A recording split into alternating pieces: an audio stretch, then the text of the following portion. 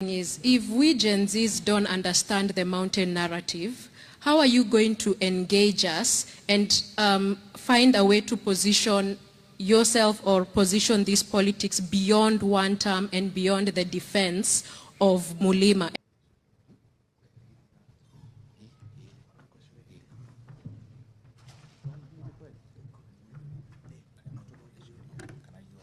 Tuko na maswali? Wananiuliza kama waniletee kiti, mimi siwezi kaa. I'm a strong guy. Do you have some questions? Yes, we do have questions. We make it very brief and let it be a question. And on issues that are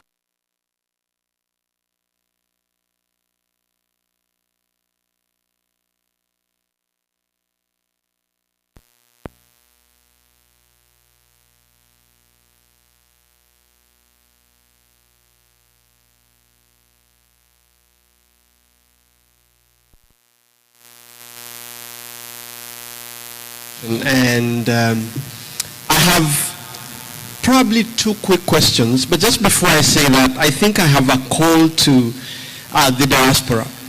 We have a challenge with how we shape the flow of money into our politics, and we have a duty to talk to our people back home that when Rigiji and others are going to seek for positions, look at them and tell our people that there is no individual who loves their country so much that they want to come and spend 20 billion to be a leader. It doesn't happen. Wale muna employ house helps, you know. There is no way a house help is coming to tell you that today I have so much money I want to give you so that you give me the job. It does not make sense. We have a responsibility for that. Number two, like His Excellency has said, those of you who have lived experiences where you have seen systems work, we would encourage you, and I speak both as a journalist and as a Kenyan, we have a duty to encourage many of us as possible to go and seek elective positions so that we can demonstrate to our people that politics can be played in a different way. I challenge all of us to do that. And lastly, so that I ask the question, in 2022, I'm a journalist, like I said, so that's my disclaimer, and indulge me on that.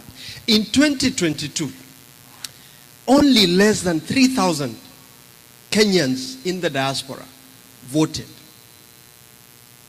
We have to encourage ourselves. And remember, Kenya Kwanza won by a mere 233,000 votes.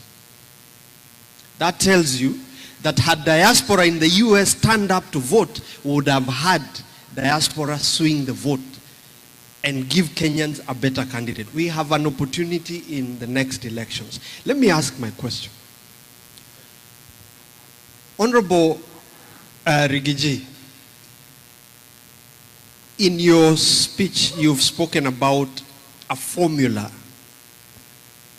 and if it doesn't favor you. Now, it means that within your ranks, you have an idea of a formula. What is that formula, and what is the place of the Kenyan people in defining that formula and making that decision? In other words, how are you going to involve the Kenyan people in making that decision on who becomes the flag bearer? My second and last question. You have quite some influence with members of parliament and other National Assembly, the Senate and the county assemblies. Some of the proposals you're talking about in terms of, for example, increasing polling stations in diaspora, a greater participation of the diaspora people requires some level of legislative input before the next elections. And knowing William Ruto, he will block every attempt to legislate and make policy changes that would make it impossible for him to hold on to power. How do you intend to navigate that space, considering that you know William Ruto more than all of us in this room? I would have more, and I know we'll have an opportunity to engage with you. I leave it at that for now. Thank you. Now, guys, because of time, and there are so many who have questions, can we make our questions very brief so that also His Excellency can have time to answer? Okay, first I will start by introducing myself. My name is Evangeline Kirigwa. I founded the Diaspora Initiative for Civic Engagement a few years back. And for anyone needing information on how to engage, you can reach out to me. So my few questions, the first thing, Honorable Your Excellency Rigji, it's nice to meet you. Thank you for being so engaged, so vivacious. We're following things with a lot of interest, and I'm glad to meet you today. So I have a few things to bring up. The first thing is when we fly to Kenya, when we land in Jomo Kenyatta, we are checked in, it's still a shed. It was meant to be temporary housing a few years back. It's almost 10 years, we are still being housed immigrations within a tent. It's a shame. My other issue is that I was brought up on coffee money. My school fees was paid on coffee money. Now, because coffee is killed to punish people of the mountain, and my family is a victim of that, how are you going to revive this very important industry? And the other thing is a few things that need to be addressed in government. I have several issues. I have a document I've prepared. It's been over several years. I've not been able to present to the right person. I'll be willing to present it to you and receive your feedback. I don't know if you have a note taker present, but I would want to engage with that person and follow up because we need this. This economy needs to be built up. We need proper salaries for doctors, police, teachers, nurses, people who are in very, very important sections of our country. For the welfare of the nation, these people need to be supported. Without even alluding to SHA and all the others, these things need to be addressed, and I'm really interested in hearing. Again, I'm saying if you have a note taker present in this meeting, I would like that person to reach out to me, and I will give my phone number. It's 240-418-1736, note taker, 240-418. Yeah, my number is 240-418-1736. I would like to reach out and I want to engage for the future. Thank you. Okay. We will be moving side and side. So I'll be back on this side. Oh, okay. You'll have time. Only 3 questions. Good evening, Honorable Rigiji. My name is Jefferson Choti. It was nice fellowshipping with you earlier today. My question is going to be simple. I'm going to keep it pretty short. I'm concerned about our involvement in Haiti. What are your thoughts on that? And why are we there? Why are our troops or police there? Thank you for making it brief. Are you done on that side? I have right here. Make it brief, straight to the point. And please, one question. One question. Yeah, I only have one. I have a question about the developers in Kenya. As here as diaspora, sometimes we are not able to go home and build our homes or even do any kind of project. We have developers in Kenya. They say they are going to deliver, but they do not deliver. There's no accountability for us to go back and account for them. Can you tell us what the government can do? Make them accountable. For the developers, they care the developers, they have to have some kind of insurance. If you don't deliver, you pay the people that you took the money from. Thank you. Thank you.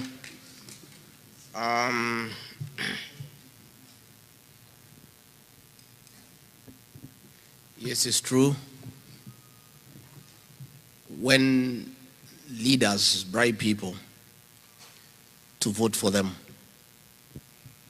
what they'll do when they get into office is first recover their money, isn't it? And that is why we are telling the people of Kenya that the Ruto administration is the greatest conveyor and purveyor of corruption. And once you agree to be part of that corruption, then you cannot complain on the adverse effects of the same. That's why we are saying, I agree with you. Help the leaders that you desire to ascend to the office by assisting them in logistics and simple things, because if they go and get funded by cartels, they will demand for payback when they get back to office. There's a lot of bribery going on in Kenya today. Ruto believes in corruption, and he believes money can buy everything, including leadership. And we must prove him wrong in this coming election. I have succeeded in lobbying the people of Kenya to take money and say one term. It has never happened. You know, basically our people are Christians. When they take your money, they feel obliged to vote for you. But when William Ruto was coming to the mountain, he withdrew 1 billion shillings in cash. So when I learned about it, I was very worried, because 1 billion shillings can confuse people. So I talked to the people, no, this guy is coming with cash.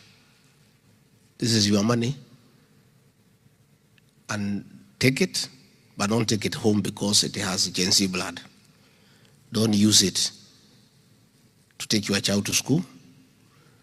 Don't use it to buy a cow. Mkule tu hapo sokoni. Na kama uko na deni ulipe naye. Na ukimalizana naye umwambie ni one time. Na tukaweka bei. We set a price for William Ruto to address in the meeting. Attendance is 2,000. Clapping 1,000. Laughing 500. And he gave money. Akiingia kwa dege watu wanasema one time. I have seen now it's happening even in Masai land. I was very happy the other day. Soprano was there. Amepatia kila mtu 3,000. Akiingia kwa dege wa Masai wanachukua ile fimbo yao wanasema one time. That is what we want now. Because you cannot tell people not to take money. People love money. But we want to educate our people, and you help me also telling them, don't take money from William Ruto and elect him and get yourself back to slavery. Because he'll give you 200 shillings, then he'll bring taxation and tax you 100,000. So you must help us in educating our people. Again, it is true, only 3,000, slightly over 3,000 people voted here. We have challenges because I think you only have 2 polling stations. We will be lobbying the IBC. It has been constituted to see whether we can increase the polling stations. It's not easy because of the financial constraints, but we'll continue to do so to see whether we can have, polling stations that are nearer where the people are. Formula to pick a candidate. Hatuwezi sema Kasongo anatupangia. Si ndio? Si atatupangia? Na hatuwezi toa candidate saa hii, atatuhangaisha. Uko mwisho. Uko mwisho. Hiyo tuachie. But I want to assure you, the formula will come up with the best candidate for the people of Kenya. And if it does not favor me, I have publicly said I'll support whoever it favors. And I'll be asking my colleagues also to make that public statement, isn't it? Let everybody commit to the people of Kenya. That it cannot just be you. If it's not you, you must commit. So your formula, wacha tuketi nayo for now. Yeah? Don't worry. The laws that are in place are sufficient to get us a good election. Na hakuna mtu ataiba uchaguzi bana. The margin will be so huge. Even kwenda Supreme Court Kasongo hataenda. And again, let me also tell you, when we changed the election laws, that the votes are counted at the polling station, it became very difficult to interfere with the results. And you know the minor Kai ruling of 2013, the Supreme Court ruled that polling station results are final. What happens in Bomas is just mathematical, just addition. And with the Gen Zs, Gen Zimpo, these are the people to assist us. They'll be there in every polling station. Wanapiga picha na kutuma na kufanya hesabu haraka haraka. Hii watoto within 1 hour they will tell us who is the president. This is a revolution. This is Gen Z. It's a good thing for the country, I want to tell you. And we want to work with the Gen Zs because they are a good resource for our country. They assist us to make sure there is no monkey business. Evangelist Kiregwa is true. JKIA is a shame. We go through many international airports. It's been very difficult to get anything done at JKIA because of corruption. The other day they tried to bring somebody called Adani. Alikuwa anataka kuuziwa airport yetu tukakataa. So muvumilie tu kidogo. Mwaka 2 mupitie hapo kwa hiyo shade. We'll fix it properly. We'll fix the generators, we'll fix the toilets, we'll fix everything that needs to be fixed without selling our airport to foreigners. Coffee is true. You know, when I was in office, I was in charge of coffee reforms. And I'm a very proud leader. By the time I came to office, 1 kg of coffee was between 60 to 90 shillings. I initiated coffee reforms after the coffee conference of 2023 I did in Meru. I went to Colombia, I went to Brussels, I went to Germany. I brought all the stakeholders together. We initiated a lot of reforms. And as we speak today, a kilo of coffee, farmers have been paid between 130 to 190, and it will get better. And we will not allow Kasongo to mess it up. He is trying to mess it up so that the people of that particular area can suffer. Just the way he interfered with our success in the fight against alcoholism and drug abuse. You know, I successfully, with my wife, initiated a program to remove illicit alcohol from the market, and we did. And our young people became sober. They started families, they became clean, and things were going right. Until Kasongo realized that the young men of the Mount Kenya region are back. And because he wanted to destroy that community, he ordered for the brews to be brought back and suspended the whole thing that I was doing. And he did it when I was still in office, but I was fighting back. But when I left, the whole program collapsed. Illicit alcohol is back. Our young people are sleeping in trenches. They are not having children. They are dirty. And a whole generation is being destroyed.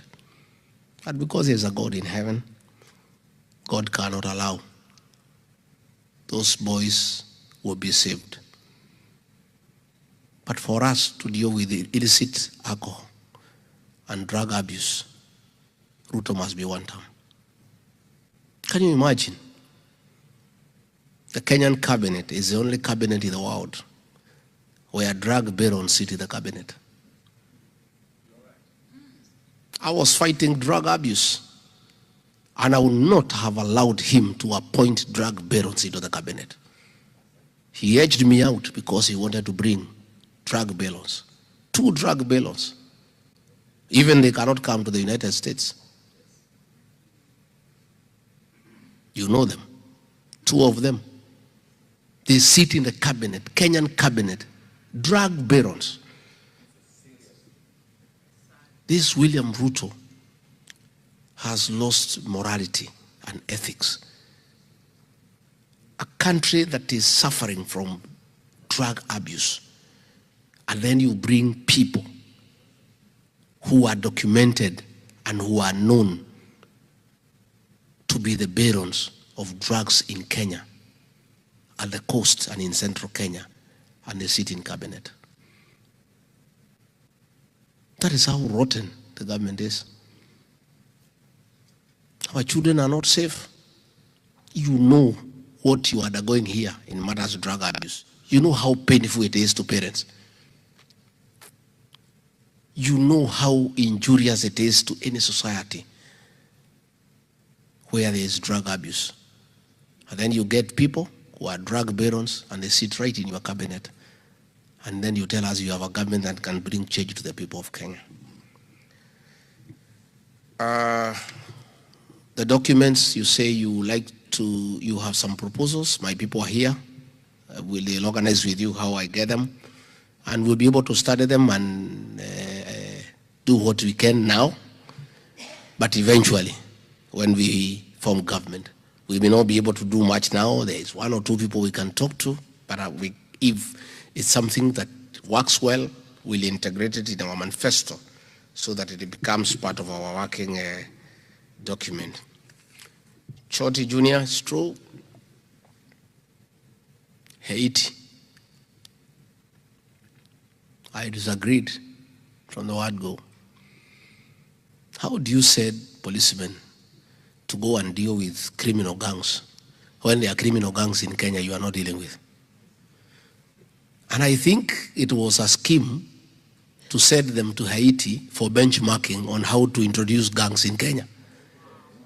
I think you saw when Ruto was in Nairobi for 6 days, he was moving around with the gangs.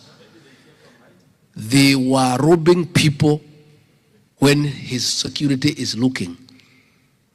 They were getting into cars and stealing earrings from women. They were even being very mannerless and touching our women on the breasts and the thighs. And they were with the president. Gangs for 6 days. You have seen what they are doing anytime Gen Zs are on the streets. The government hires gangs, supervises them to come and cause mayhem.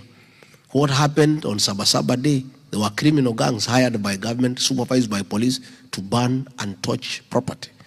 So I think the Haiti thing, they had gone there to learn on how to bring criminal gangs into Kenya. So that is something that is very sad. Our boys and girls are dying there. It's unnecessary when there is insecurity in Kenya. We don't have policemen to send everywhere when we have challenges back at home.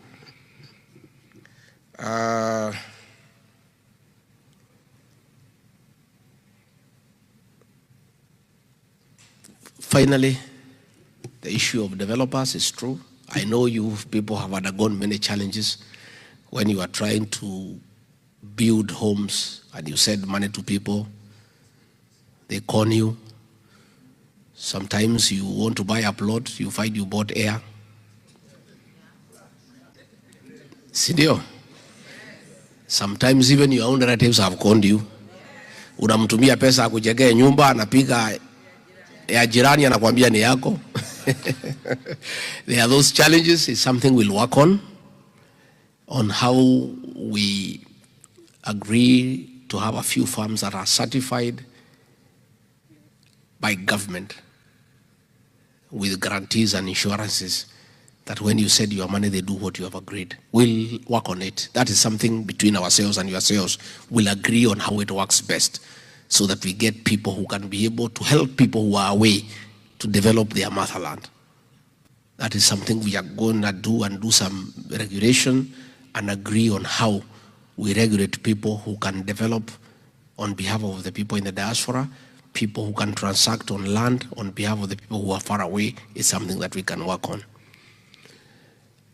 Next two more questions. Yes, Gen Z uko nyuma.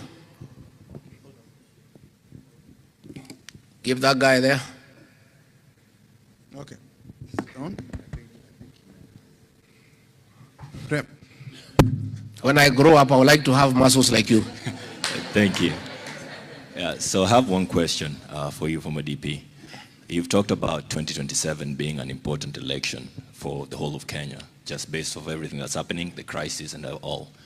But then you've mentioned a lineup of people who, in one way or another, have failed the country. You've mentioned Kalonzo, Wamalwa, Martha Karua, and all the other people who are running. But in one way or another, each of them have had backroom deals in the past to more or less further their own agendas.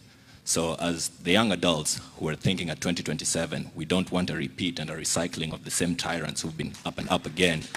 What do you tell us if you yourself have said you were the one who gave Ruto the votes to win back then, right? You're the one who gave him Mount Kenya. So why should we as the young adults getting into 2027 trust you to lead us again to another election when you say, what's the word for it? The lineup of 2027 will not be announced until the end, so it's not affected by Ruto. Why should we then close to the election in 2027, trust your judgment when back then it's given us Ruto right now. So why should we trust you in 2027 when we are where we are right now? That's a good question. I have said about the people who have declared, the field is open. We are waiting for people to come up, including the young people. Unfortunately, the few who had come up initially were compromised by Kasongo. So you have seen them. Those young ones. One is with Raila, the other one is with Kasongo. So as we go on, the people of Kenya will choose among those who come up. And there is absolutely nothing wrong with the new blood. But the new blood must offer themselves for leadership. You know, the young people are saying, we want young blood. I'm asking the young people, let them come up and come and sell themselves to the people of Kenya. Number two, why should you trust me? It's true, I made an error judgment. In my community, they say, making a mistake is not bad. What is unacceptable is repeating the same mistake. I had the choice to stay with Ruto and oppress Kenyans, and I decided not to. I gave up a job, a good job, very lucrative, with privileges, to stand with the people of Kenya. If I was a selfish person, if I was like Ruto, I would have just agreed to what he wanted. We just hung together, we killed children, or with Raila, you give him some little money, he hangs around. And why the young people trust me? When they needed somebody to start with them, at their lowest, when they were being killed and called criminals and being butchered, I, as deputy president, stood with them and said, this is unacceptable. I cannot accept it, Mr. President. And I was the deputy president. And Ruto could not believe it, that I could tell him off when I'm in office. That's why the Gen Zs back home, they love me because I'm a very principled leader. And I am tested that when it mattered most, I made a decision that to some people looked very foolish and very dangerous, but to many people looked very courageous. It cost me a job, but I still think it was the right decision. Given another opportunity, I will still make the same decision. And the people of Kenya will make a decision whether they can trust me or not, and they will judge me depending on how I have acted before, where I needed to make a decision between starting with the truth and starting with comfort. So, tutaendelea. And why we are saying we have to wait is that we need one candidate to face this man. With his state resources and what he controls, if we name a candidate now, atamsumbua sana. Sana. So we have to be strategic because we are not just dealing with just any other ordinary Kenyan. So it's just a question of strategy. As for now, our candidate is Ruto must go. Our plan is one term. Okay? It must remain that way for quite some bit of time. And he's very unhappy with it. He's very unhappy with it. Anataka tuseme ni Rigiji. Yaseme imutu ni mukabila. Nini, atufungulie makesi, nini, what, atusumbue to make sure that we cannot even campaign. So acha akae namna hiyo. Candidate, his opponent for now is Ruto must go. And the plan for the opposition is one term. Akae na hiyo kwanza. Okay.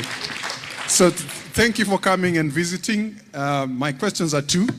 The first one is related to development and property acquisition. So we know today it takes so long to go through that process. I mean, it could be years. In my family, we have 2 cases. One is 17 years, the succession issue.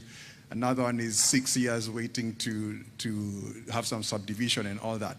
So when you look at those kinds of things, they discourage people from acquiring property, discourage us from sending more money back to buy things back home.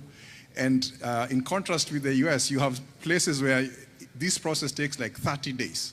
And you might not even need to meet the person selling the property. Everything goes so smoothly, and within 30 days, everything is done. And I